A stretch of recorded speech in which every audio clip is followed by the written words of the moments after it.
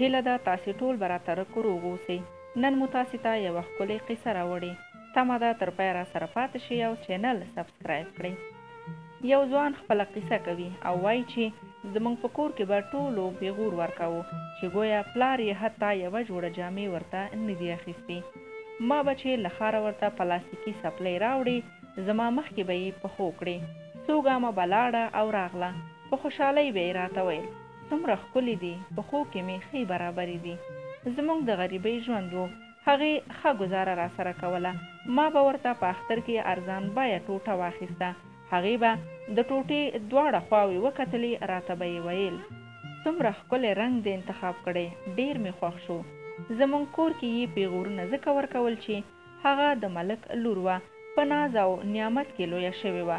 خو کله چې راواده شوه د پلار له کوره یې یوه جوړه جامې هم رانه وړې.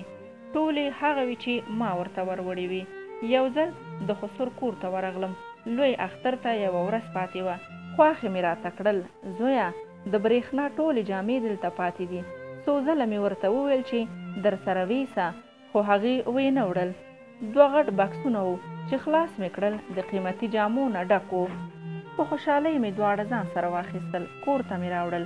هغه پخلنځي کې بوخته وه چې راغله او سترګې یې په بکسونو ولګېدې. راته یې کړل دا دې ولې راوړل، نه به دې راوړل. ما وویل لیونۍ څومره ښې او قیمتي جامې دي، له پیغورونو به خلاصه شي. برېښنا راته کړل زما دا جامې نه دي خوښې، که مې خوښې وای نو راوړې به مې وی. ما پکې یوه جوړه خوښې کړې. ومې ویل دا واغونده، ډېر به پکې ښه ښکاره شي. غواړم په دې جامه کې دې ووینم. هغې وانه غوښتل. کله مې چې وغوښتل مجبوره یې کړم. راته یې وویل هغه پیغورونه ما نه ځوروي، خو که مې دلته دا جامې واغوستې نورو ته به د حقارت احساس ورکړم. نه غواړم په کور کې له نورو سره فرق ولرم. تا چې کومې جامې د خولو په تویولو راته اخیستې هغو کې دې د خولو عطر احساسوم.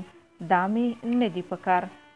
نو درنو لیدونکو، رښتینې مینه غربت او خاني نه لري.